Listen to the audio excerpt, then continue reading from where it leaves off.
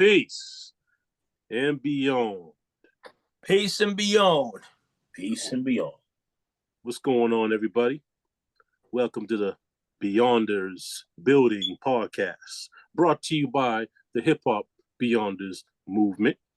You know, we're here to talk to y'all about some real hip hop. By the way, we're launching on May 3rd, which is Rap Music Day. Yes, Rap Music Day is a holiday for the hip hop nation on May 3rd. Next week being Hip Hop Appreciation. I think this is next week. Yep, next week is Hip Hop Appreciation Week. Am I right or wrong? That comes on May third week in May, so that's the week after next. Okay, it's the week after next, which will be launched on May 19th, which is the birthday of one of our prophets and our ancestors, Malcolm X, Brother Omar Wali, El Hajj Malik Shabazz. So today we're going to build on what else? Rap. Since it's Rap Music Day. Right. So you know, with me, I always gonna how do we really feel about rap? How do I feel about rap? How do we feel about rap? Because to be honest with you, I'm not even trying to go in and start, start talking about who's the first rapper that we start talking about our favorite rappers, whatever. Like, yeah, those topics, that's everyday topics for us. But when we start looking at it like we have an actual rap day to celebrate, sometimes I sit back like, how we really feel about rap, man? You know what I mean? What it is. That's what I'm on. Like, how we really feel about it.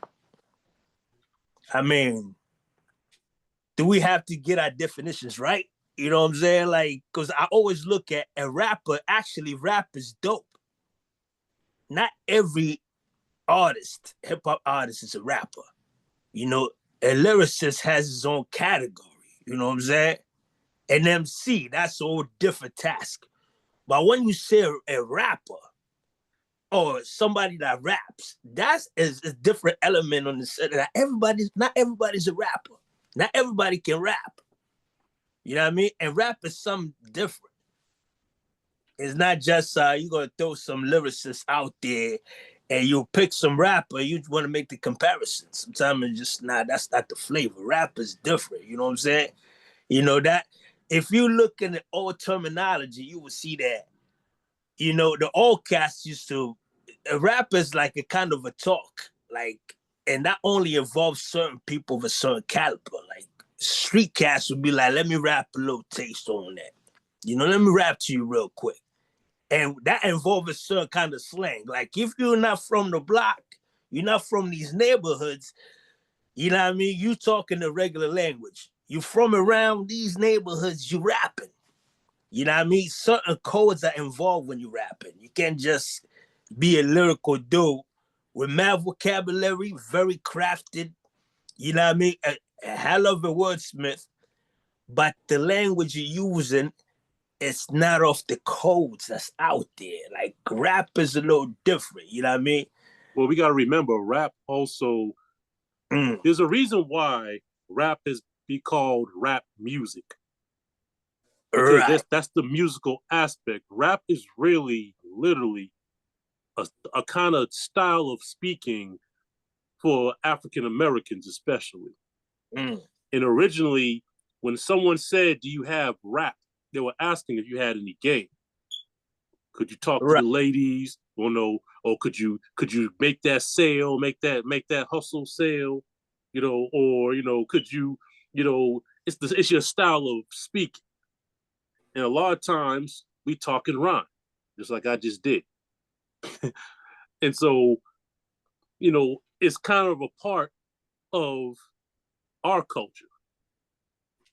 But then the music part started coming in. I guess you can give credit because there is no first rapper. Okay. I guess you can give credit to people like DJ Hollywood and Coppola Rock and, you know, Frankie Crocker, who didn't like rap music. I mean, peace be upon him, but you know, but you really are not going to find the first rapper. I remember back in the days, they used to say Grandmaster Caz was the first rapper. I said, no, Grandmaster Caz was the first favorite rapper. I guess it's more like, let's say, if you want to find the first singer. Yeah, good luck with that. You know what I'm saying? But the thing is, if I look at it like, as when we're talking about hip hop as the culture, you will see I got joints from James Brown, like 1956. I think Da Dude It. Like, Da Dude It. So it didn't sing on that. He actually did the rhyme. Yep. You know, he had a couple of songs like that. You know what I mean? Straight up rapping. But here's the thing: when we're talking in hip hop, the music, you know, Isaac Hayes was rapping. If I look, I think Jimi Hendrix was more of a rapper than Nelly was. Let's see. Hey Joe, where you going with that gun in your hand? Yeah. I'm going to shoot down my old lady. I caught her messing with another man. Yeah, but at least that one is singing a little bit. But if you catch Jimi Hendrix, a lot of the time he wasn't much of a singer. A lot of the time he just doing the talking and the end of his singing. Nelly actually carries the melody all the way through. So yeah, Jimi Hendrix probably was rapping more than some of these rappers that's a lot more melodic nowadays. You know what I'm saying? We can say that, but everybody was doing it with singers until DJ Hollywood, him being a DJ doing it. It's like probably like the first DJ that we remember doing it. So that's why we might look at him like, oh, that's the first rapper, like a hip hop rapper. Because they started doing rap music. People was rapping, but that was just a full band that do a little rhyme here. But also more like, okay, now he's rapping while he's DJing. So that give it a different twitch. Because this is a DJ that's doing it. This is not. And he's also rapping over the music that he's putting out there. Yeah. Shout out to DJ Hollywood, godfather of hip-hop. Another godfather of hip-hop. Yeah, and I say godfather of rap music. Like, that's they call him that too. I'm saying hip hop as the culture, but yeah, that's fair. You know, and you know, there was fun loving back in the day, you know what I mean? There was Rudy Ray Moore, you put him out there.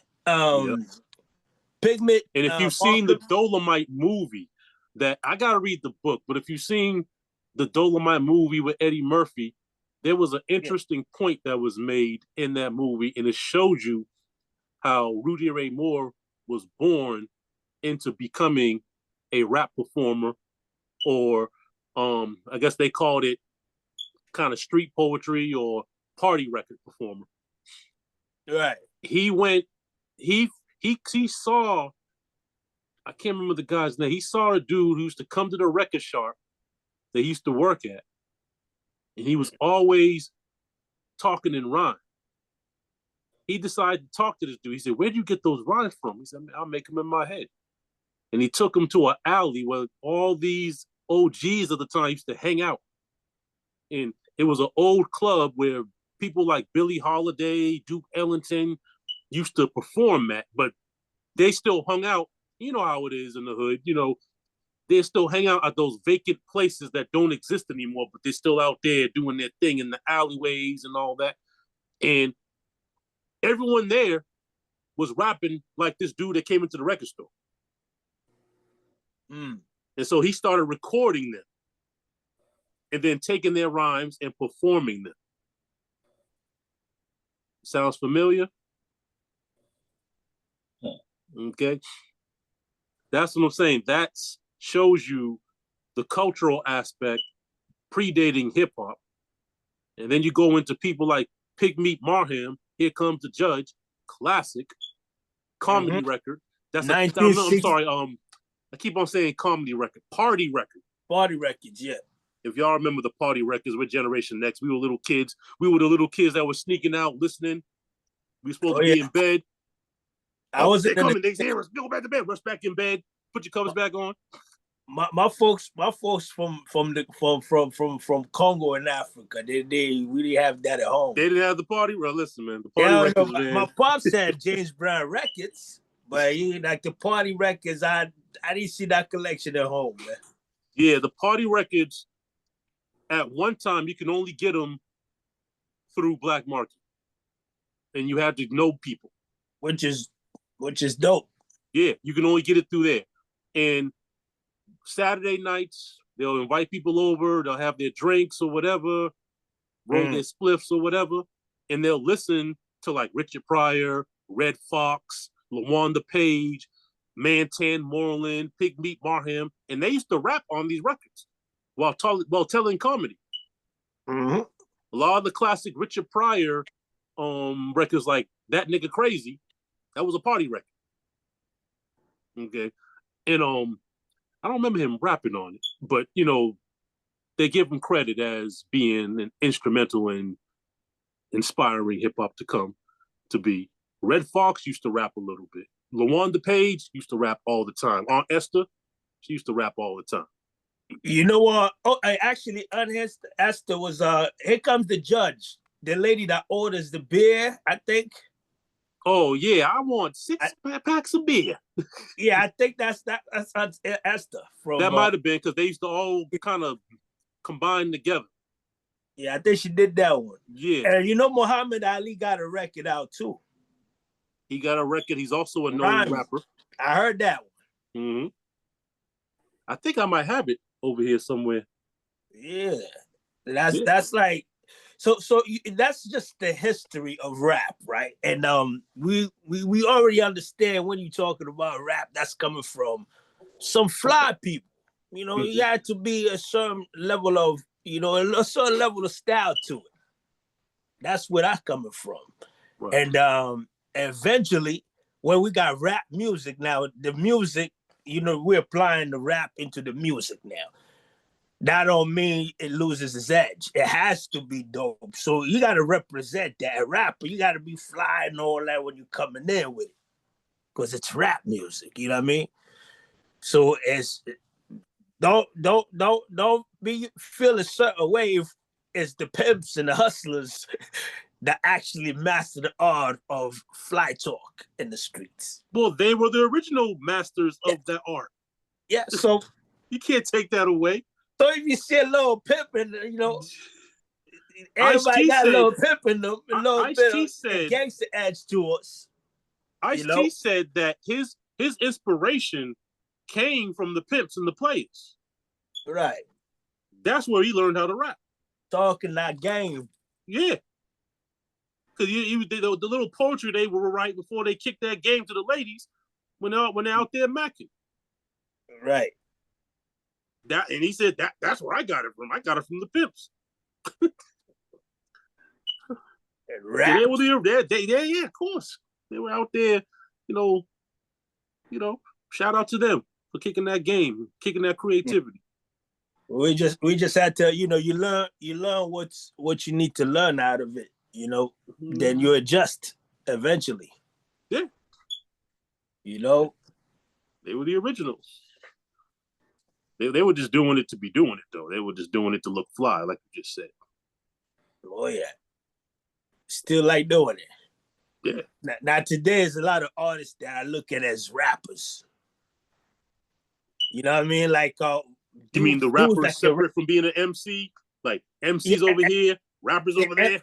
Yeah, MCs like, those that I look at as MCs, that's one, you know, that's one task as an MC.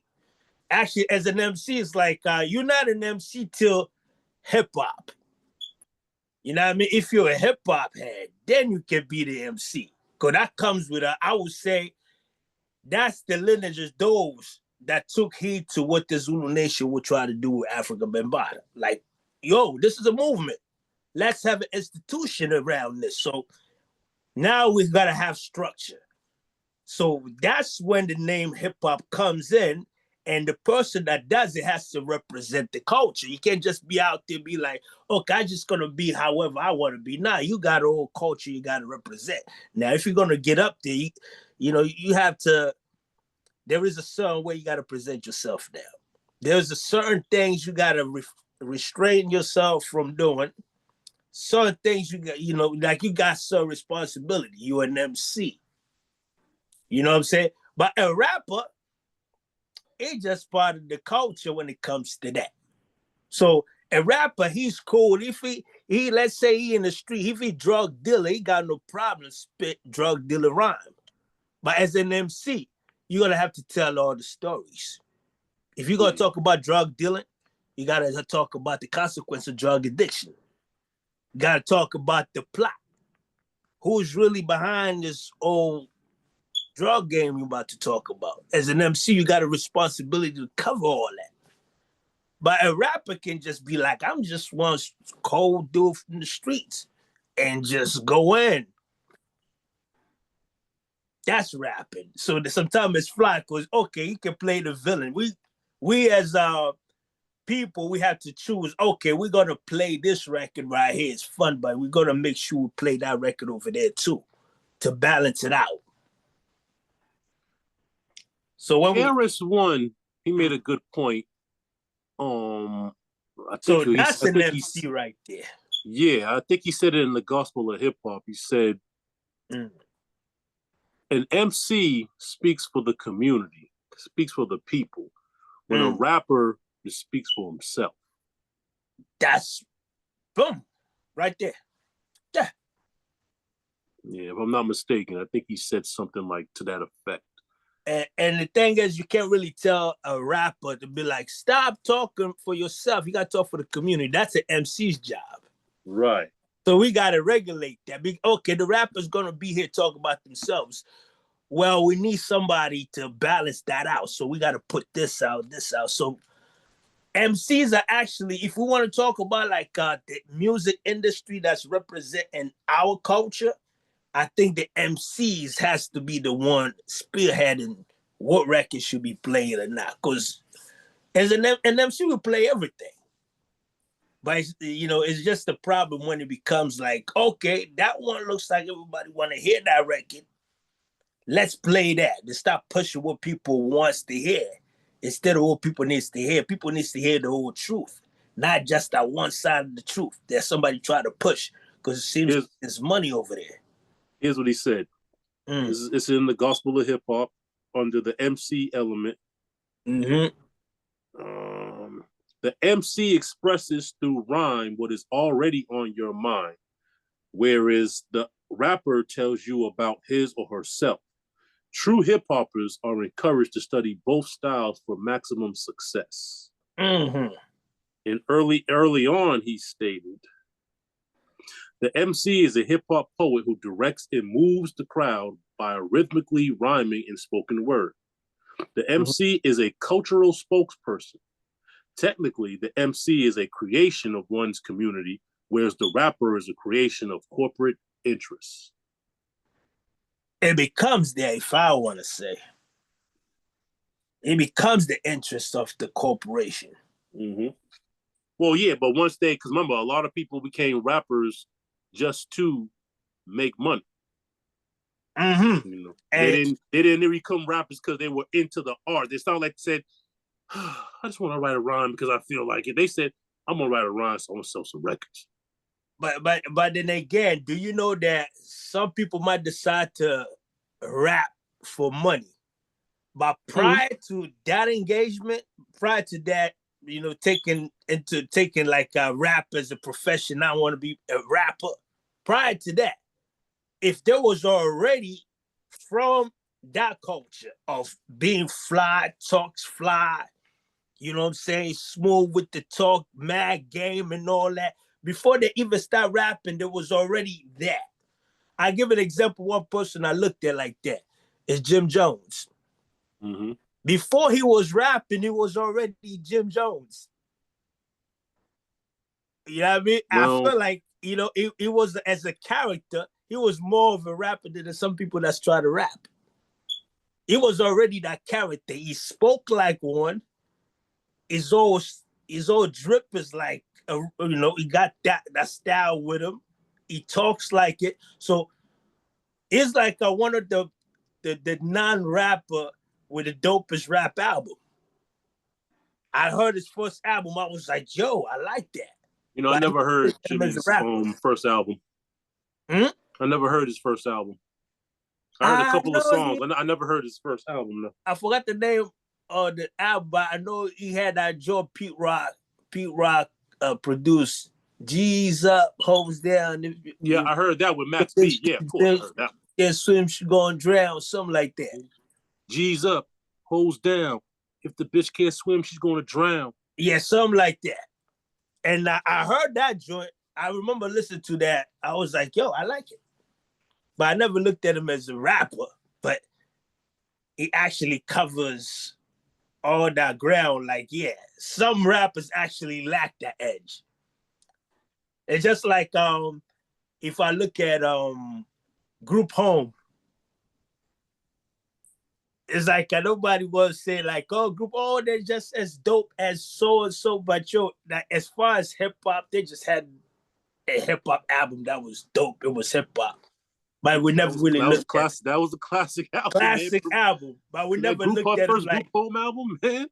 Yeah, but we didn't look at them like, oh, those are the dopest MCs, lyricists, whatever. We didn't look at all. Like, it was the hip hop joint that they put out there that was. It was the production, and I thought Lil Dap. I mean, it was that style they had. Like, it's hard to explain. It was just like it was crazy.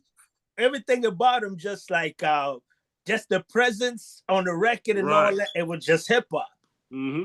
That's it. It was a hip hop vibe. We didn't even care like, oh, he can rhyme or he dope. He's an ill lyricist. That wasn't even the topic. The topic was, yo, this is dope right here. I felt the same way about Blase Blase.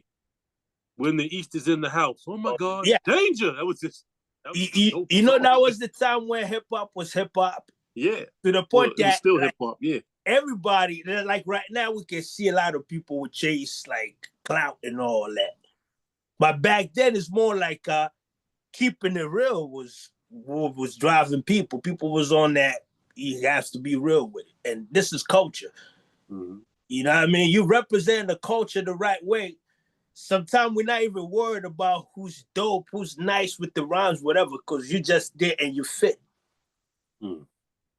You know, it became, that's who was leading the culture at the time, kind of set the tone for everybody. And, everybody did well.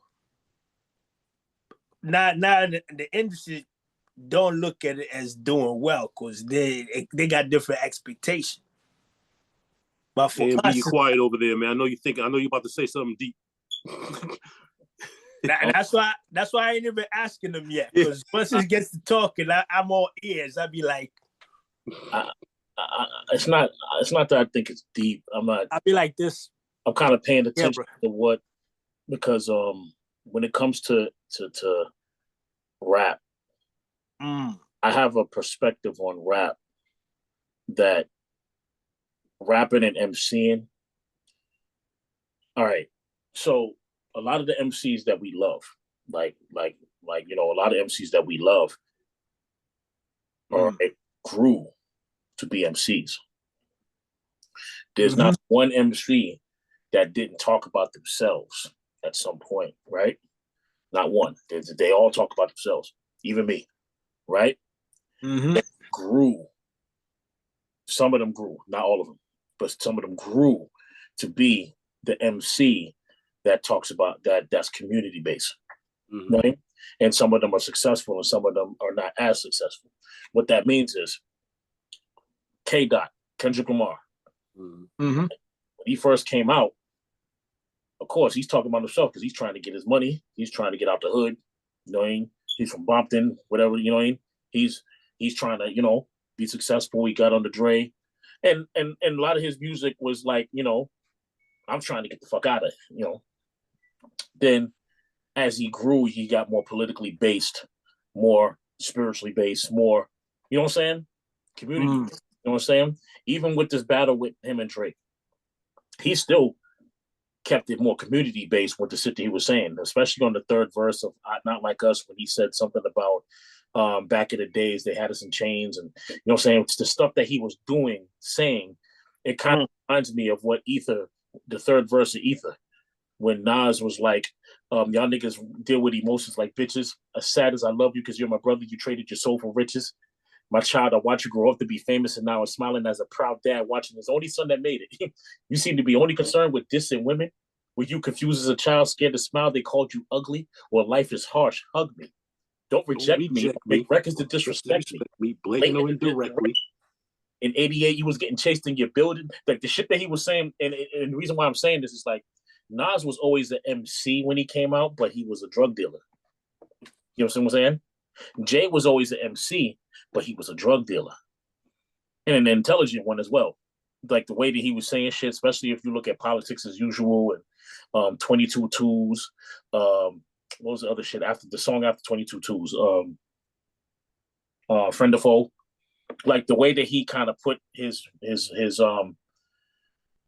rhymes together. I think that was brilliant. Yeah, the way he put it together was like, I've seen, like I said, they had to battle. Those two had to battle because they probably have two of the most creative albums ever made. And they're not the only two that had creative albums, but and for the time when you talk about Illmatic, it was just a dope ass album. I think Illmatic was just a dope ass album. You know what I'm saying? I think he was more creative on Stillmatic. And the reason why I say that is because Stillmatic had Rewind. And he's the only MC to do that well. You know what I'm saying? Where he did Rewind, where he talked about a story backwards, where you actually had to listen to the shit and then think forward. When you listen to the record, you had to think about what he was doing, and then you had to think about the story forward after the song was done. You see what I'm saying? So that's the, like, a lot of the stuff that we're talking about as far as rappers and MCs and lyricism. And I think that all of these guys, like there's a special breed of artists that are MCs. You know what I'm saying? Like they were probably always MCs. Nas, most of Wu-Tang, Tupac, Biggie, Jay, and then you get into J. Cole was always an MC. Then you have rappers that are real good. I look at J. Cole as a lyricist. So, see, if you look at J. Cole as a lyricist, you gotta look at Nas as a lyricist. Oh yeah, some people got three of embody all three. Sometimes. Yeah, there's people that, and that's what I'm saying. Like there's special breed of MCs that take it to this level where their bars are like just here. You know what I'm saying? And then there's artists that are rappers that grew to be MCs. You know what I'm saying? Like David Banner grew to be an MC that knew how to talk to communities. He's not the best rapper though. You know what I'm saying? Mm-hmm. By far. Like when we all not, and I'm not just crediting because I love David Banner as a community activist and even as a musician. You know what I'm saying? But he's not the best. Like if you was to put him next to Pac, it doesn't match up. You know what I'm saying? You know, Pac is a fucking workhorse in the studio. You know what I'm saying?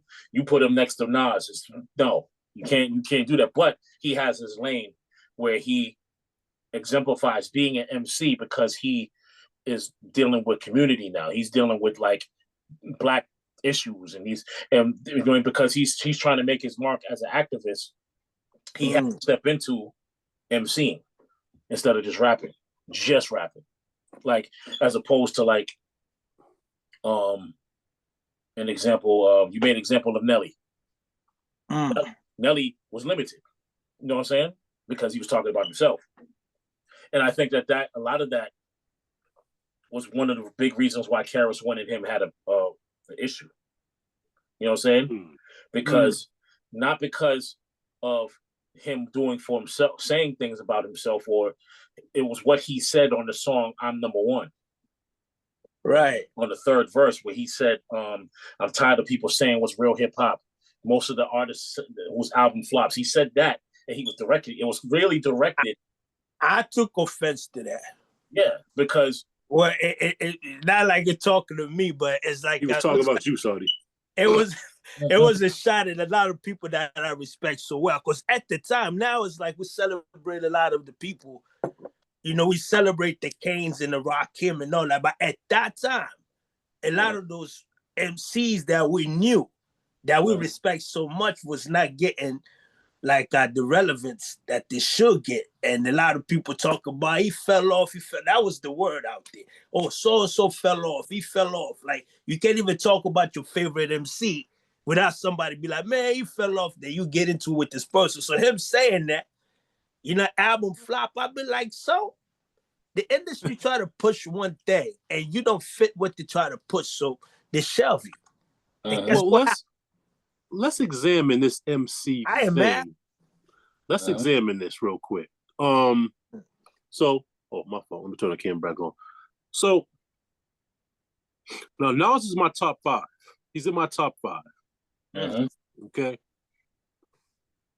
However, I never seen him live. Oh, I have. I also heard his performance is not that great. It depends on what time you're talking about. Okay. Because in the 90s, no, his performance wasn't that great. He used to get drunk and he, you know, he had a bunch of dudes on stage and yeah, like right. He doesn't do that now. So now, yeah, he's a dope performer. I want to say, you know, you grow and this is what I mean by a lot of people that grow as an MC.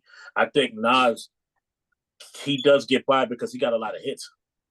You know, I'm like with him, he had that issue where I got a lot of hits, so it ain't gonna matter.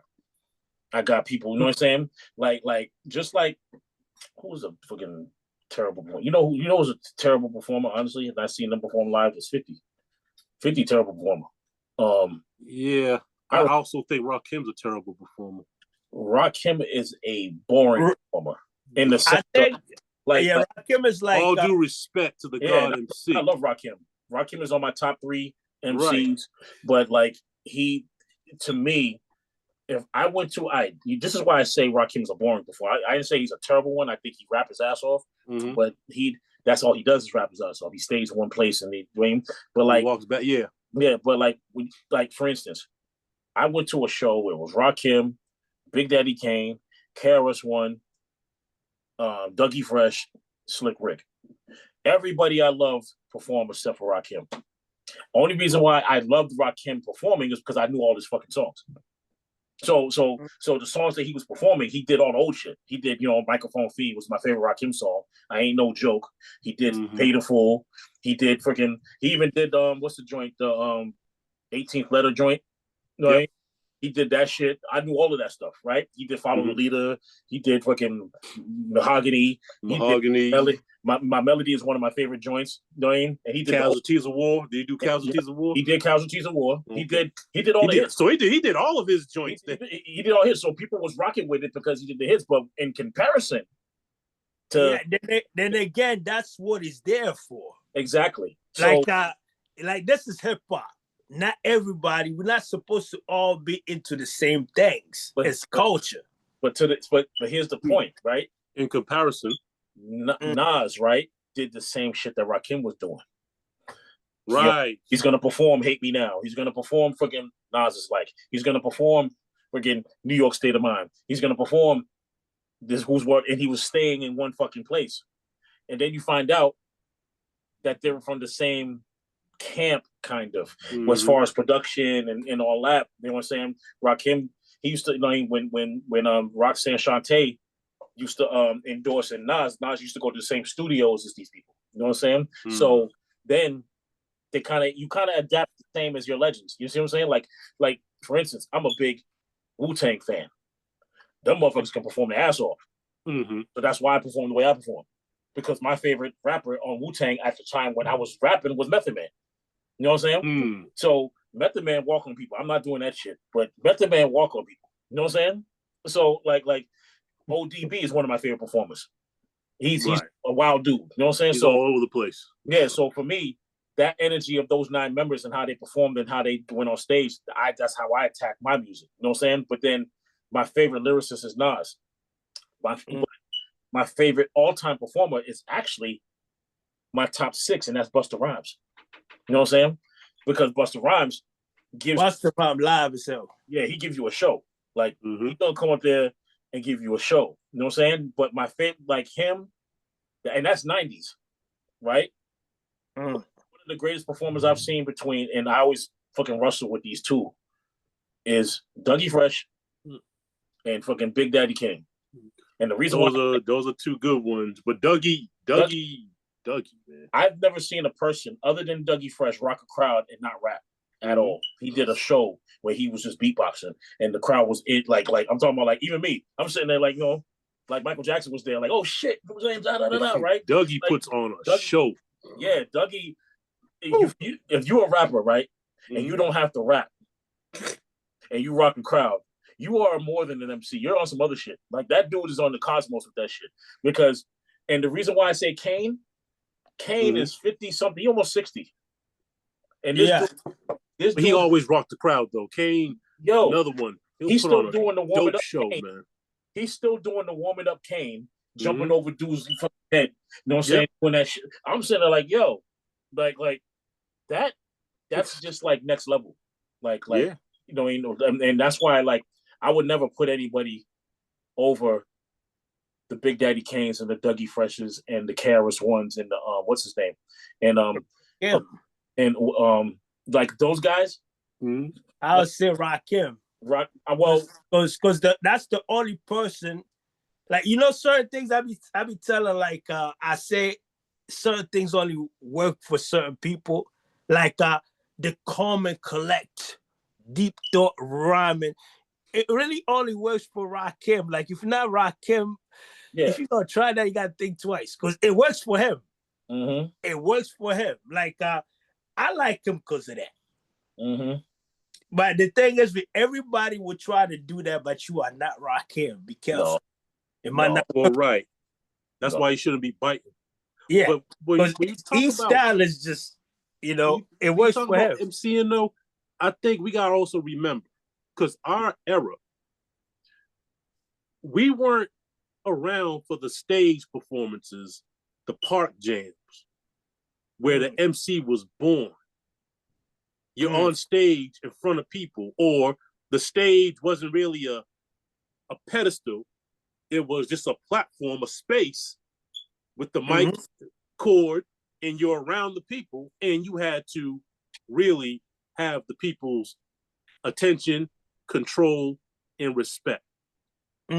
What's that song? It was a song that a rock star made called Video Killed the Rock and Roll Star. Y'all remember what I'm talking about? Never mind. They were back in the 80s. I almost remember that song. I just don't know who did it. Video Killed the Rock and Roll Star, something like that. I can't remember quite the words, but that's a true song. Our era was the rap videos. Now, it's not that these cats weren't rocking shows and performing. I mean, hearing the stories about Latin Quarters, where Big Daddy Kane's and the Public Enemies and the BDPs all got their name from. You know, they had, and that was a hostile crowd.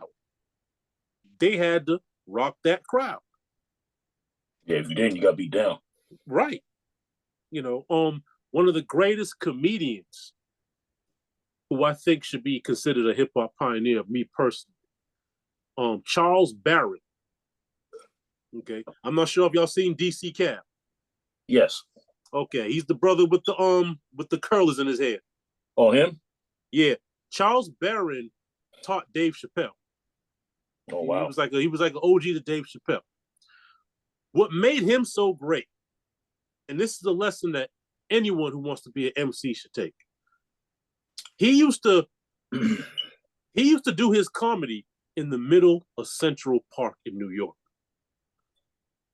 Like just go there and just start doing comedy. No stage, no permit.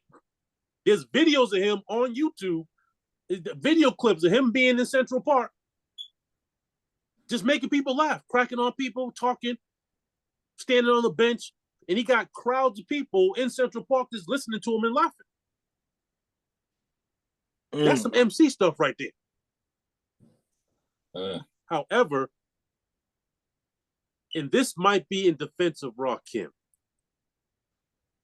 they put Charles Barron on Def Comedy Jam in the 90s. Yep. And the performance was terrible. Yep. And I think it was only terrible because he didn't really know how to be on. And if he did it, and if he was funny some other time, this one time I seen him, it was awful. He was overly nasty, overly vulgar, but I don't think he was used to being on a platform like that. Oh yeah, it's different. Yeah, it was very wild. But again, back to Rakim real quick. I think Rakim had the attention in the ciphers. Yeah. So if he's rapping in the cipher, standing around brothers and other MCs, and he's spitting that stuff, they're not going to say Rakim was born. On stage, you're like, in a cipher? It depends on what you're looking for, though, because if you think about it, like, he might be born on stage, but like you said, in a cipher, that's an MC. I mean, then again, you see, like me, if Rakim is performing on stage, that's like my moment. Because I'm going to probably be just like that. I'll be just like that, probably standing there too, just vibe and listen, just like I listen to Rakim. Like the way I cruise, drive around, listen to Rakim, I'm chilling. I'll be up in that crowd just chilling, just listening. Right. Don't bother me. You're chill, man. I'm listening. That's what I'm saying. That's my thing. Like, it might be boring, apparently, but that's actually my moment. Well, it's not for certain people, you might want to hear, like, for example, I'm also a lecture guy. But when I go to a show, I want to go to a show. So if Rakim's giving a lecture, and at times I'm like, okay, I'm listening to what he's saying, But what I'm saying is, like the example I made about Charles Barron, is that his status is probably better in certain environments. Which is why he could be considered an MC.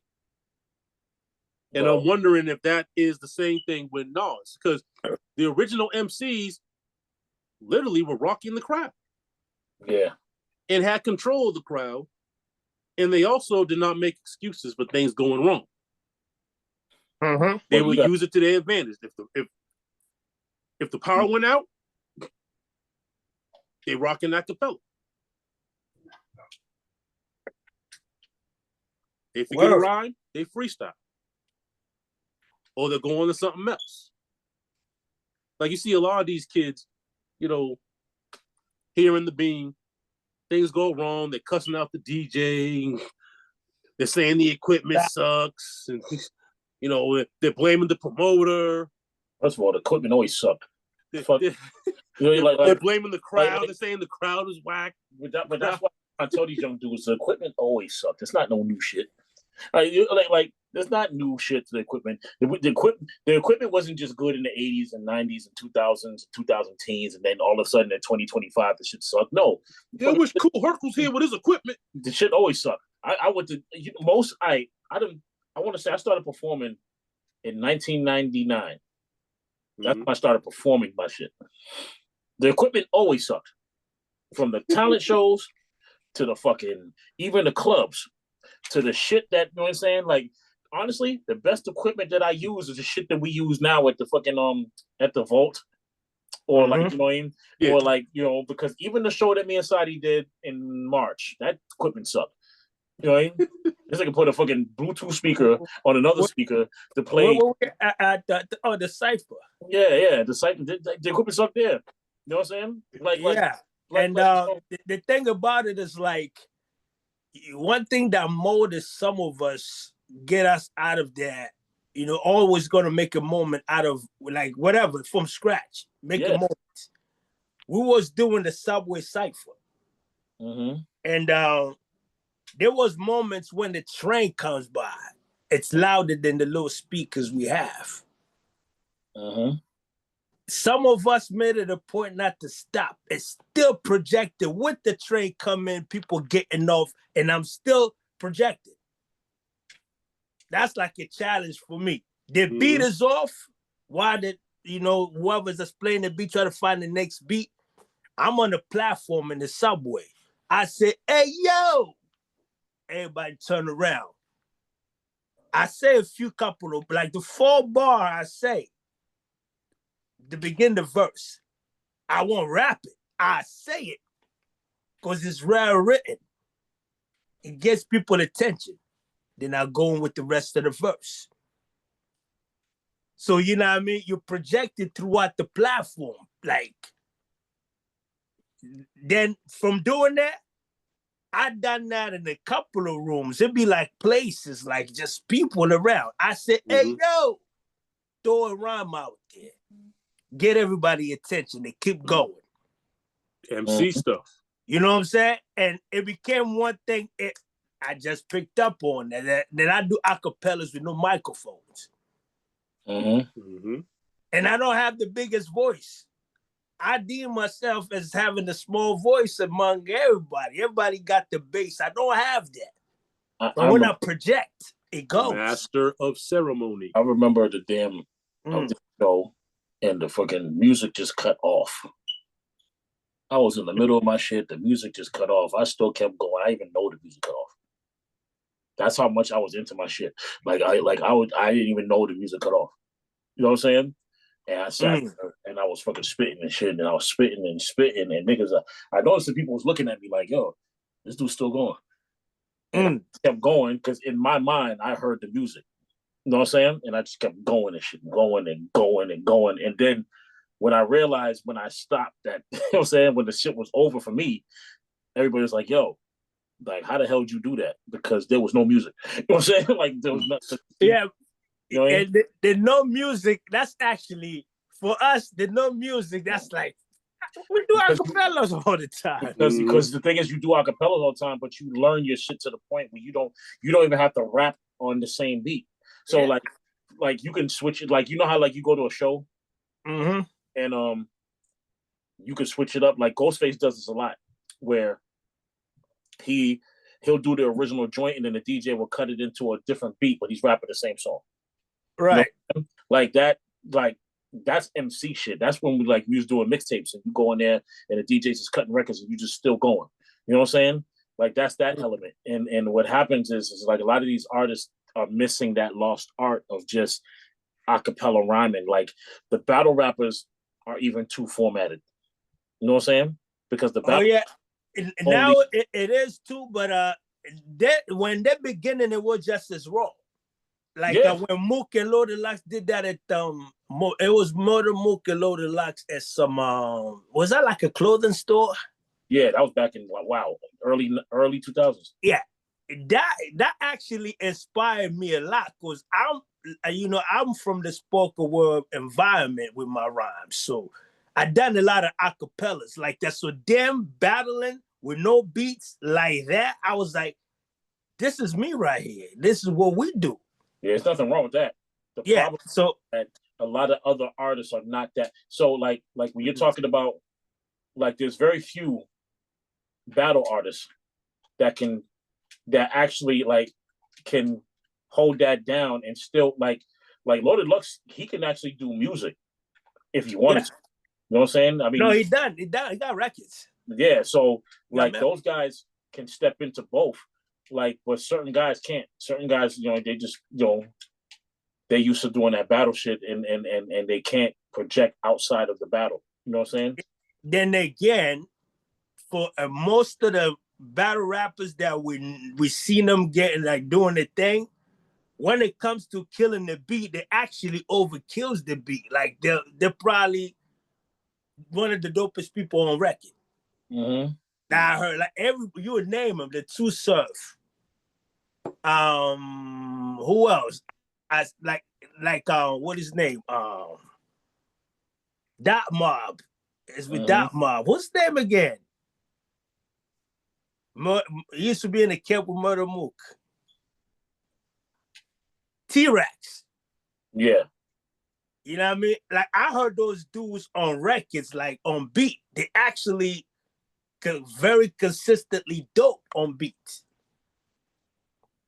Like a lot of them, the battle raps on beat, that was actually crazy. So then again, you got the stigma of battle rappers they can't make songs. That's bullshit. Because you know what? That's the producer's job. See, a battle rapper can't make a song is the producer's issue. You know what I mean? It's not the rapper. Because what I do, I spit the same 16 I kill somebody with. You're gonna take that 16 and you're gonna arrange it, put it in the beat. And you know what I mean? Whatever effects you got to put to the voice, the frequency, you're going to compress whatever. That's the producer's job.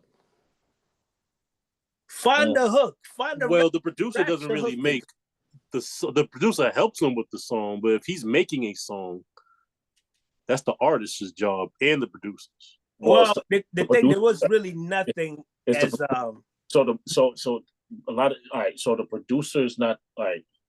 There's a difference between a producer and a beat maker. Certain people are beat makers. Right. Producers are the ones that organize and make sure that the song. So the artist can be the producer, and I always recommend that artists do be the producer. Like me, I'm a producer as well as an artist, right? Mm-hmm. So, but yeah, if you're an artist, right, you're gonna need that kind of don't know how to do songs. You're gonna need the producer. Like Dr. Dre is a kind of a hands-on producer. RZA's a hands-on producer. DJ Premier's a hands-on producer, right? That also touches the boards. So they're the ones that know, you know what I mean? So, but then there's people that just make beats. You know what I'm saying? And like if it's an artist, like Harley Clips, Loaded Lux, they need producers to help them structure song-ready material. You know what I'm saying? Well, we don't know if they're actually producers as well. We don't know that. I don't know that. I think Loaded Lux produces his own shit, like as far as like actually arranges the record, stuff like that. A lot of artists do that because they know how they want to sound, as opposed to like somebody like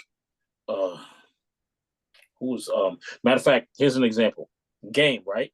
He said he never knew how to write songs until Dr. Dre structured how he did songs. He just rapped the shit. Like he know how to rap. He'll give you like 32 bars, 100 bars. He'll give you all that shit, but he didn't know how to put 16s and 8-bar hooks until Dr. Dre structured them. That's a producer. That's so yeah, it is an artist's job, but some artists don't know, so they need that extra set of ears. You know what I'm saying? And that producer is the like extra set of ears. Like for example, I give you an example of me. My records, I produce all of my records as far as like how I want to sound. But Genius is he's the extra set of ears too. So like a lot of times when he's making a beat, like let's say I'm in his studio, he's giving me certain things that I can use on the song right then and there. If I'm recording right here, I'm just pulling my producer shit out because I'm here. Like, you know what I mean? I'm not dependent on the engineer because I'm the engineer as well. You know what I'm saying? But when I'm in his studio, he's giving me certain shit that, you know what I mean? And even when like the song that I did because of my mom, I just released a song dedicated to my mother. I just released it on the 30th, which was her birthday, right? I released the song without his voice on it. And then now he put his voice on it. So now I released that one. And he added some things. As a producer's mind, he knew where to put shit. He knew where to like knowing. Like some people don't have that. Some singers actually don't know how to do hooks for rappers. But he does. You know what I'm saying? Some singers are just like you need to help them. Sometimes rappers need to write hooks for singers, which I've done before. You know what I mean? Like sometimes, so it like that producer mind is not necessarily like Puffy gets producer credit for all that shit that Biggie did, right? Even though Easy Mo Beats was the one making most of the beats. Yeah. You know what I mean? And but he gets the credit for it because he's the one that arranged how it's going to sound on the radio. You know? Actually, I thought he was the executive producer. He was the producer too, because so he pays these guys. Because what was that? He had a producer team. After he dealt with Biggie and Biggie died and all that other stuff, he had a producer team that makes the beats for him to get credit for the producing. He pays them. You know what I'm saying? So yes, he's the executive as well because he's the head producer as well. So executive producer, all they do is pretty much oversee the project. You know what I'm saying? Like you ever see like a movie and it says directed by fucking Steven Spielberg, but then it'll say executive producer John Williams, the same dude that Star Wars fucking thing. Like, so it was like John Williams is the one that made sure all the music was was done. And the director and the producer come together and then they get that equal credit. So Puffy, he got the credit for being the executive, but he also took that producer credit, which means he paid this guy to take credit for the fucking beat and shit. You know what I mean? Because he was employed under him. It's kind of like we work for different companies. Who are they going to credit? Your manager, not you. Because really, what the producer, like an executive producer, is doing is we can put it as simple as this. I got this singer, right? And I get on the phone. I'm like, hey, yo, my man that plays the drums. Yo, what up, yo? You think I can book a session with you, man? All right, bet. I book a drummer. I book the bass. I book the dude on the keyboard. I book a singer. I book a studio. They meet over there. I be like, yo, I want a record to sound like this. I want the bass line to do this. I want the drummer to do this. And so keyboard and the singer, I want y'all to work together. And hold on. Get on the phone. Hey, yo, my man, you got some songs? Oh, yeah, my man writes songs. I think this is a perfect song right here. I want you to practice this with the keyboard.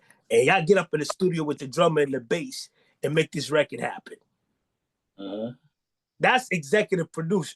I might not have to touch anything, but I'm putting it together. Yeah, you don't have to.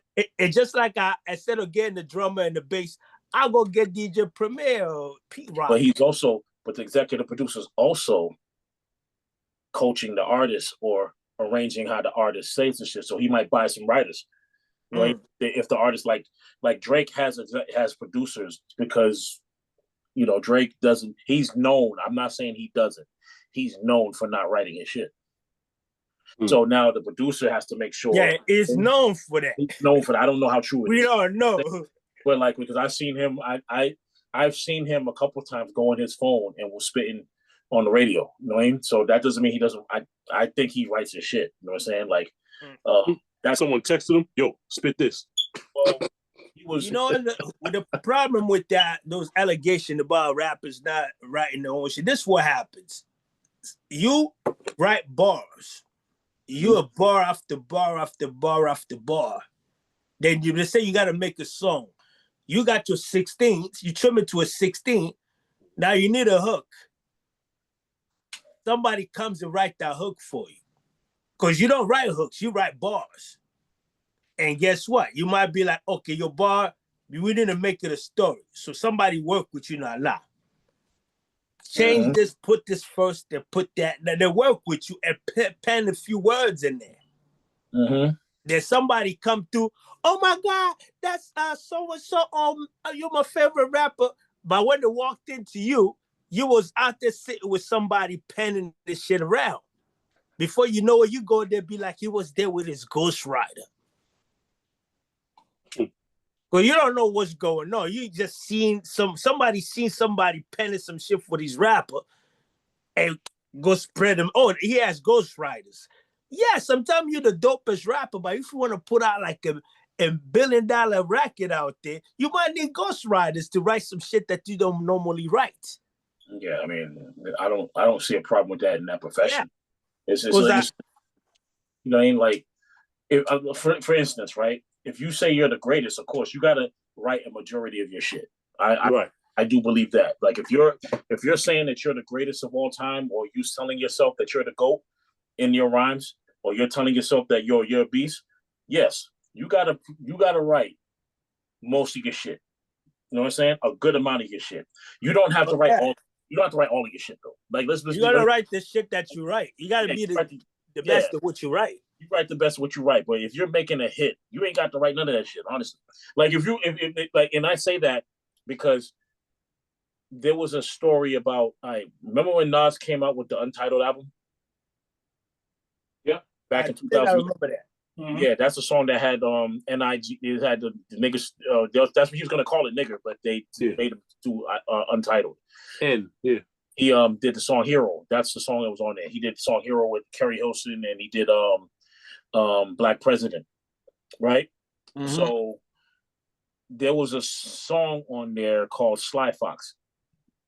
One of my favorite songs on there, Sly Fox. Mm-hmm. He wrote the verses, and he got help with the hook from what's the dude? The not Dead Prez, the second dude that was on hip hop in Dead Prez. He's bigger than hip hop. I forgot his name. M1. The Stickman or M1? Stickman, I think it was. The one from No Car. From somewhere. The second versus. Who shot Biggie Smalls? If we don't get them, they gonna get us all him. That's M1. That's Stickman. Yeah, Stick. Yeah, he helped him. Oh, you know what? I can't tell. I think it's Stickman though. He wrote some of the chorus. He helped with some of the hook and stuff like that. You know what I'm saying? To make that song what it is. People was trying to say, "Oh, Nas had a ghostwriter. Stickman wrote that song." Stickman, he said, "Yo, I didn't write the whole song. We gave him some ideas, and I helped write the hook." And he's like, "Let's be honest. Does that discredit the legend that this man is?" You know what I'm saying? No. I was like, Nas came out fucking like in 1991 before you heard my song is bigger than hip hop. He was a legend. He was a legend then, and you know what I mean? Mm-hmm. So does that discredit because I helped him with a hook? Like, get the fuck, you know what I'm saying? Like, and he was mad at that shit because there's black people that are saying this shit. And you know, Stickman and M1, those dudes are on some black power. We should be supporting black RBG all day. They're Garveyites, pretty much. That kind of I feel the same way about people that likes to discredit anything. Like, to me, it's just an anti-movement thing. It's an anti-hip-hop thing. There's an anti-KRS one thing that runs around. There's an anti-Nas thing that runs around. Anti-conscious rap, if we may say that. Like, there's an people that just dare to attack anything that has some positive in it. Because so anything that we want to find Nas, you know what I mean, slip somewhere so we can go in. You know what I mean? It's sickening because social media started to really pick up around that time too. So that's where like now everybody has a damn voice to talk about some shit that they really like. Like for instance, like me, I get attacked on social media like crazy. That's why I be sitting there like I be going off a lot of times about not just hip hop, but just life. Period. People just don't like what you got to say. So when it comes to rap, right? Anything that a rapper says is on notice. Anything that a rapper says is on, like, it doesn't matter what type of rapper it is, but especially the lyricists, the MCs, because they want to discredit the MCs who really should be leading the front in rap music. MCs should be leading the front in rapping. It's a period. That's just the way it is. And the reason why, because those are the GOATs. Those are the guys that paved the way for the rappers that are not necessarily as great, but they are in the game. You know what I'm saying? And I'm not saying that you have to be like them. I'm saying you have to respect what these guys did. You got to respect what Coke LaRock did, all the way to what Sha Rock did, all the way to what freaking some of the Lil Waynes did. Even though we can go back and forth about the content now, that's a different story because I don't agree with a lot of content that's out. You know what I'm saying? But that's because I'm 45. I'm about to be 46 in 2 weeks, right? I've grown to see that a lot of that stuff is detrimental to your mind. So the reason why I put certain material out, you know what I'm saying, is because I know how detrimental words are in music, especially in music. Like, I can give a speech and you don't listen to the shit I'm saying. I'm just talking to you, right? But if I put it in a rap song and I tell you to shoot like 10 niggas, you know what I'm saying? You might do that shit. You know what I mean? You might go, if I tell you it's okay, and the funny thing is, a lot of that music that I was listening to that I like, I can't really listen to it, even though it's talented sound, right? Like Dr. Dre's song. He has a song that I used to bump that my mother hated. Rest in peace to my mom. She used to hate that song. You know what I mean? Used to be a punter. Yeah, she was gonna break my shit. I remember she'd come in and be like, "Yo, you keep playing that song, I'm gonna break the tape." She'd tell me that joint because she used to snap my NWA tapes. You know what I mean? Because I'm always playing the shit that she didn't like. You know what I'm saying? So she said, "Yo," and there was a song called "Nigga with a Gun." She hated that same song. You know what I mean? Like me, I love that shit, being rebellious. And I think I only liked it because she didn't like it. So I'm saying, like, you know what I mean? So she'd be like, yo, you keep playing that damn record. And she knew I was doing it on purpose. You know what I mean? Me being stupid, you know what I mean? So I'd be like, yo, but that's how, like, another note, kids. Hip hop is rebellious, but you got to watch your rebellious shit because some of our parents will, like back then, our parents will break our shit. They'll break shit right in front of us. You know what I'm saying? Well, you know what I mean? So, like, I was playing it, and the shit said, "What do you say? 44 reasons come to mind while another motherfucker's hard to find." What do you say? Wait, what album was it again? Chronic, the first one. Oh, It was a B-side. This dude said like he was like, and then like the whole song is about killing one dude and shit. I want to be honest with you. The whole song is about killing one dude that he had a problem with. And he's like, the chorus is like, who's the man with the master plan? A nigga with a motherfucking gun. Right? That's the chorus. Like, yep. Yeah, I remember that. And my mother hated that shit. I'll tell you right now, I remember I was playing that shit and I was bumping it. Because, you know, back then I was bumping that shit. It was 91. I'm in the crib. I'm playing the shit. I bought the record to play it on my mother's record player. Right? And my mother said, if you don't take that shit off my record player, right, I'm gonna toss that shit up. So I take the shit off. Get that crap off my record player. Yo, because she had a record player back then. You know what I'm saying? So, like, now I can't really listen to that song. And I got the album in my phone. You know what I mean? So it's like, and the reason why is because I started to understand why she hates that record. You know what I'm saying? She did what she had to do. Yeah, but that's what you got to do. Like, you're not gonna stop the kids from listening to what to listen to, but you got to put in your 2 cents. They'll get it one day. Mm-hmm. Oh yeah, I was like, they get it. How was I? 91. I was 12. You know what I'm saying? Oh yeah. So she was like, you shouldn't be listening to this shit, but I'm not gonna stop you because every time I give you allowance money, you buy this shit. So okay, stop playing this shit. You know what I'm saying, on my radio. That was her thing. Like because I remember the time she broke my NWA tape and I kept buying it. I thought I broke that tape. You didn't break this one, it's new. You know what I'm saying? So she said, so she's like, listen, I can't stop you from buying that shit, but don't play that shit on my radio. You know what I'm saying? That was her request. She's like, you're gonna go buy this shit anyway. You know what I'm saying? You probably got 2. You know what I'm saying? Which I did. I had like 3 of them. So she broke one. I had backups. Yeah, I had backups. You had a backup copy. Yeah. My mother used to break my shit. I remember like my mother, like, I want to say like she broke like 10 of my joints, man. She broke NWA, the first 2 joints, 100 Miles and Running, and that one. She broke Ice Cube's joint, Death Certificate, because I was playing No Vaseline. You know what I'm saying? She broke fucking Wu-Tang shit. You know what I mean? Because the first song, Bring the Motherfucking Ruckus. She was like, crack. Like, she cracked. So she stopped. Oh, I can only imagine what she would have done to Onyx joint. Oh shit! I had Onyx. I just didn't play. Back, motherfucker! Yo, that. Back the fuck up. Back the fuck up. Yep. She would have just put that over me and just. She would have been like, ha ha. You know what I'm saying? And she make sure she do it in front of me. You know what I'm saying? She'd do that shit. So it's like, you know, but she stopped breaking them because I told her I ain't gonna play it on your radio. I was like, I ain't gonna play it on your radio.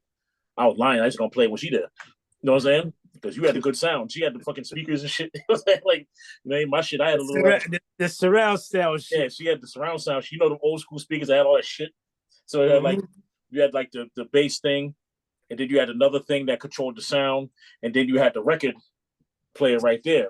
And I hooked up our TV to our surround system, so I'm on Rap City surround system around the house. I'll go in there. So I'm telling you, like those records I really can't play because of where I'm at now. You know what I'm saying? Like I'm 4 years from 50. You know, and I'm like, it's different for me. So I understand what she was doing. You know what I'm saying? She was just trying to protect my mind. You know what I'm saying? Because if I like I said before, if I tell you on the record it's okay to shoot niggas, right? Which people are doing now. You know what I'm saying? It's okay to shoot niggas. It's all right. You can shoot niggas. Most likely you're gonna go and shoot niggas. You know what I'm saying? Like with no accountability. Yeah, because think about it. At least if somebody told you, it's not all good, you be doing it with a little bit of accountability, like I'm fucking up right now, but not to the point that, oh, you don't see nothing wrong with it. This is what we've been doing. Remember that show we did in Jungle? Yeah. This is after my mother passed, by the way. You know what I'm saying? So, like, why is Seth calling me? Seth gotta wait. Oh. Hello. Yeah, he'll be back. But yeah, I remember those days. I remember my mother took all my tapes. She heard me listening to the Ghetto Boys, and that was it. I came back from school. All my joints was gone. Yeah, that was crazy. My drawers were. I was like, yo, what? What's going on? My Above the Law, Ghetto Boys.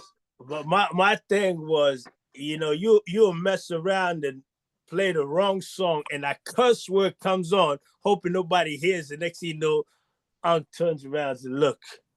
Be like, turn that off. I'm like, give me that tape. I'm like, yeah. Shout out to Seth Chaos for disturbing me. Seth Chaos, shout out. Big up to Seth Chaos. Yeah, Beyonderz in the house. That's among the only producers I was able to complete a project with. That's it? Oh yeah, like I think you know what? My first project, I actually was probably 3 different producers that worked on it. Mm-hmm. I started with Dan Fox. I did a lot of songs with him. Then one day I just gathered whatever we had, and I was like, I gotta record more songs. And I went to my man. Who I went to? I went to C-Look. I went to C-Look and he quit rapping.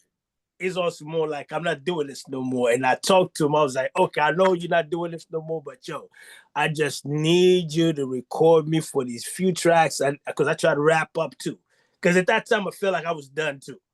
I was like, I just want to close up this chapter and put it. So he helped me with that. So was you turning 30?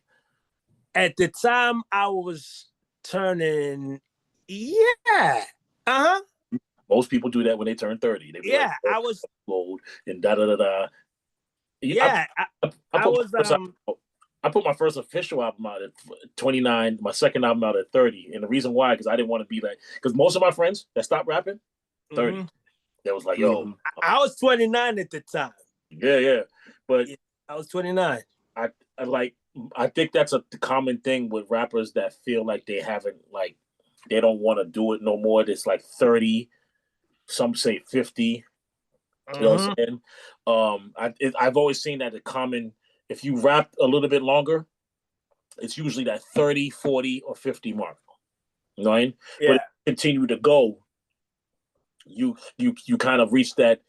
Sometimes you feel like you reach that because you feel like you're too old to do it. But I always noticed that it's like 30. Like most dudes, like they were like, yo, I stopped. Because, see, you're an MC that has a wide range of things to say. So you're not you wasn't gonna stop at 30. You know what I'm saying? You might felt like that. It was a phase. Yeah. But some people actually can't say shit past 30. You know what I'm saying? Like some people, and like everything else is not rap no more. They might start doing something different. They might just stop producing. Yeah, exactly. But they like Kwame. Yeah, like 30 was that cutoff because they feel like they're too old. But now MCs are fucking killing it older. So you see, you know what happened with me though, right? What really happened is when I feel like I ain't feel like rapping no more. So people, I was vocal about it. I'd be like, yo, I don't know, man. I'm not really with the, and I was saying I'm through with entertainment. That's what I was saying. I'm not doing entertainment no more. So they would ask me why. And I start talking. And really me talking, it became the rhymes that I started writing from that. Like all my catalog started from then. Because that's when I wrote What Goes On, The Dirt Under the Rug, The Drugs, The Thugs, The Bust Slugs. My dog thought I bugged out when I spoke about God. Blocks on life by young bucks with Glocks around the clock scrambling over big box cock and Glocks and rock handling. Legalized gambling, legalized alcohol beverages. Surprised they legalized weed before same-sex marriages. 1 day a week of holiness versus 6 days of savages. You know the half? You do the math and tell me what the average is. The world going crazy, cracking clone babies, self-proclaimed grown babies roaming with chrome 380s. Got cash, driving them crazy. It's fast life, not driving Miss Daisy. Lazies won't speak unless you're driving Mercedes. Babies raising babies, lately praising Jay-Z. Having a hard time figuring there is a man bigger than Jacob man, beginning with Genesis. Adam with Eve, and who's the man with Eve? Hey, yo, my man, I believe I just saw Adam with Steve. Judgment, the time is up. Knowing the word is blinded by Christ, trying to find them, not the platinum piece of Jesus laced up with diamond cuts. I fight demons, lust for women, and raise. What I said, I heard the pastor screaming, but I told him not to wake me. I'm dreaming, hoping one day we all come to an agreement to stop making music that are just painkillers. We need treatment. You know what I mean? I mean what I'm saying. No more Mr. Nice Guy. I mean, which means I'm not playing. And that rhyme, actually, that's how I really felt. Everything I said in that rhyme, I was really like, few people kind of kept a distance away from me because I was kind of angry. And my man Soch, that was like, who was the duo? His started like 2 years prior to me. He was on that. I'm through. I'm not doing this shit no more. I'm down with this shit. Probably, yeah. He probably was a year older than me, I think. We were same age.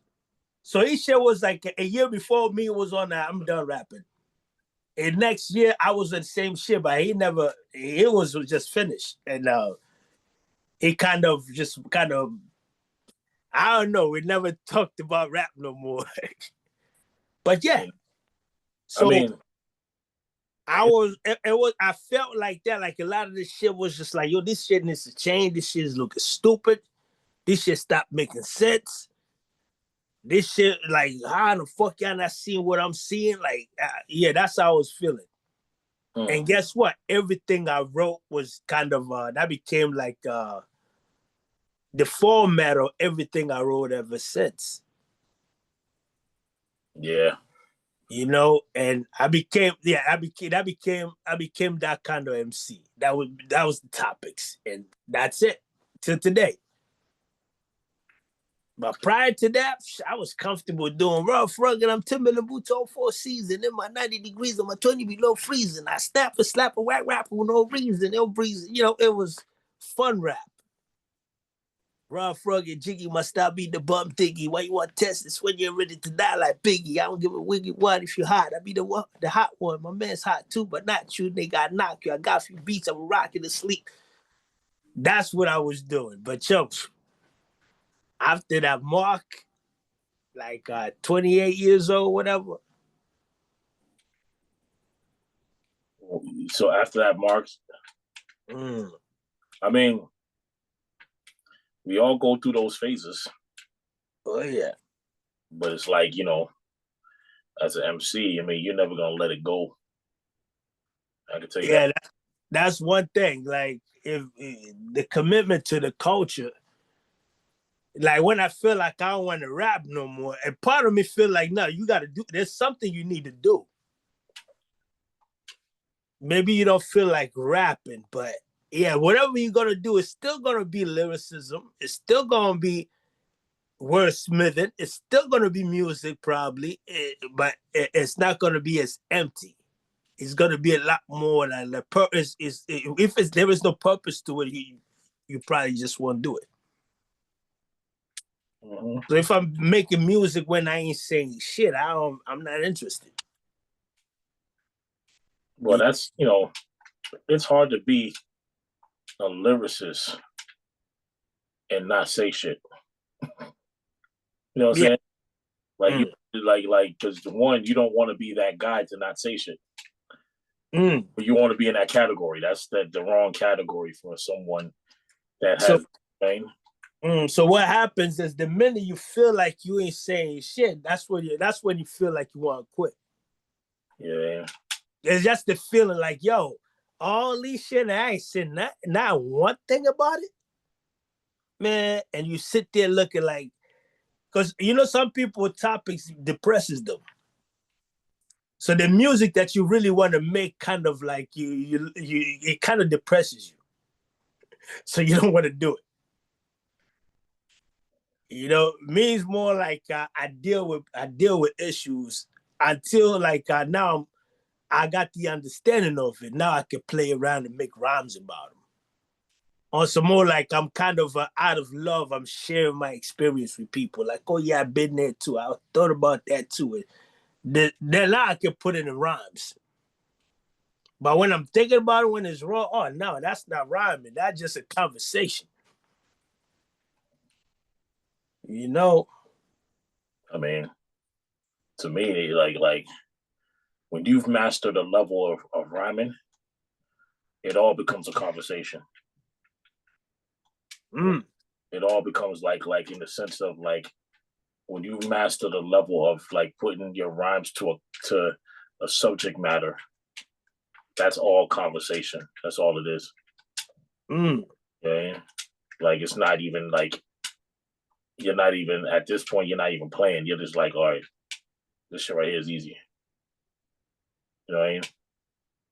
Like, so that's where it's like it's easy, but it's like, all right, I'm gonna give you this shit.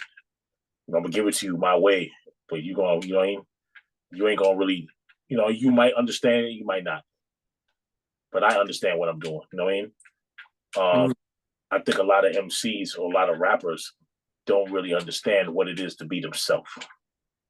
And I think with that, like the stuff that you was like the stuff that you was going through probably was you realizing that you had to find a different direction of self. Because that's what older MCs do. I mean, when you get older, you get more mature. And when you get more mature, you become not just a better person as a an older person, but you become a better MC as well. Because MCing is life. Right? Not to mention the transition. Yeah. Which is it could be a painful, experience being like, I love doing this, but my conscience really telling me that no, this is not the way. Yeah. It's just like it's like breaking up with a foul partner. A woman in your life that this is not good. Like you gotta let it go, but you like, damn, the bond is there, but I gotta let it go. It hurts. Yeah, that's the Stockholm syndrome right there. Yeah, the idea of like people fuck around, be like, oh, give up. Oh, I'm gonna stop. I'm done with this hip hop shit. Like I'm gonna quit rapping, quit hip hop, cause spiritual reasons. That shit kind of fries me. I'd be like, yo, no more hip hop. Like, cause I'd be like, don't get me to a point where I have to be like, no more hip hop for me, cause some spiritual level shit. Like, what? Yeah, I mean, don't tell me that. That shit whack. You have to convert your hip hop. Right. Some people don't see it like that though. No, because they figure like I said before, some people don't have nothing to say. And I mean, I'm talking about people that, let's say, as we embrace hip hop as the culture, some people understood hip hop as being the industry. Yeah. So once they run into things in the industry that's kind of foul, like it tells them like you need to get the fuck away from this. At the same time, this is what they know as hip hop. Then they just gonna rebuke the whole thing altogether. Before you know it, they're thinking rhyming is evil. As much as they love doing it, Uh-huh. they feel like rhyming is evil because they're looking at hip hop as being. Huh. I just got this message that came through my email in front of the screen. My bad. I was like, "What's that?" Oh, I must have missed that. So some bread. Well, that was a good conversation. We should continue talking about rap music, the MC element. So I would like me. I look at like I always separate the lyricist, the rapper, and the MC as three different tasks. You know what I mean? The MC, it takes like you off the culture. You're a representative, and you represent that culture by your own essence about you. You an MC. A rapper, that's like how you just fly with the words. Like, okay, how to talk fly. You ain't got to necessarily say anything, but you just talk fly. That's rap. But a lyricist, that's you an actual scholar of the art of wordsmithing. Whether you want to be a poet, whether you want to be just a wordsmith that deals with rhymes and word structure and all that. So as far as the lyricist, using all those big words like Keith Murray. Yeah. You want to be a big, in big words, you know what I mean? Your vocabulary crazy. That's like a lyricist. You really specialize in words and expressions and all that. An MC represents a certain culture. In this case, it's hip hop. A rapper, it's the language of the streets. You know what I mean? The language of the people of that. And lyricism is just the study of the art of words. So I always look at them as three different people. Sometimes you embody three. Sometimes you only two of the three. Sometimes you only one of the three. Sometimes you're all three. Yeah. Totally agree. A and B, got some final words? I mean, I think that with rap, it's the voice of the culture. And I say it's the voice because it's the only form of vocalization that really expresses like it expresses like how we like feel, how we move, and how we grow. Whether you're a lyricist, whether you're just a rapper, or whether you're just or I feel like it expresses like it gives us a voice to express ourselves the way we want to express ourselves. We were kind of contained in a box before that. You know what I mean? And I think that rap allowed us to really express ourselves and grow, especially like if you're looking to be a lyricist, because a lot of rappers ain't looking to be a lyricist. You know what I mean? A lot of rappers are just looking to get, they're just due financially or whatever the case may be. But I think that it's the voice of our, of not just our generations, but generations after. And it allowed us to really kind of create a whole different lane of success and not just success, but expression.